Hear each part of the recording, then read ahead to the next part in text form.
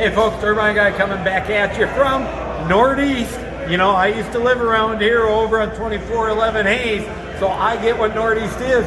But we're over here at a brewery with Nate Atkins, a honey badger, and he's been out campaigning all day, handing out things and meeting the people. So how'd that go today, Nate? It went fantastic. You know, there's so many issues that are going on right now in the city. One thing that I've actually found when people talk to me about things like environmental issues, you know, climate change, things like that, I talk about, you know, well, what about private property rights? Yeah.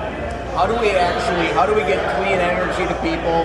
How do we let people decide if they want clean energy? How do we encourage people to do it for themselves? Exactly. Yeah. And I bring up your product. I bring up these wind turbines that can be installed on for single-family homes. They could be, but the city of Minneapolis gets in their way. The city of Minneapolis says, nope, we got zoning laws, we got regulations, we got all this shit in the way. And I'm like, no, let's end that stuff. Let's end all that. Let's get it out of the way so that people can utilize those sorts of policies and energy. So, and you know what Nate's talking about is that Minneapolis has an ordinance that you have to have a building 4 stories or taller in order to have any kind of wind turbine. The problem is it does not encompass the modern technology of micro wind that I represent in these small vertical axis egg beater looking wind turbines. And if we could bring, see, the problem is, and this is what I'm all about, common sense environmentalism, is that not everything works everywhere. Okay, solar doesn't work everywhere, neither does everything else.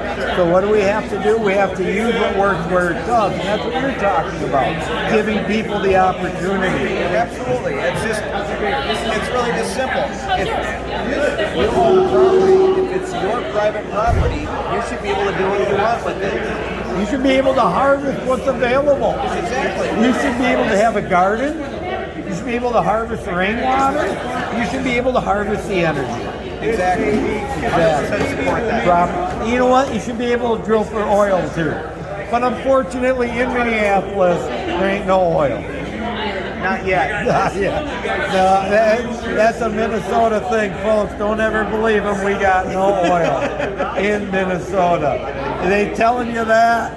Look, I got tons of turbines this side. But anyways, I'm proud of you, Nate, getting out, doing the right thing, meeting the people, and going door to door, because to me, that's what you have to do to get elected. Absolutely.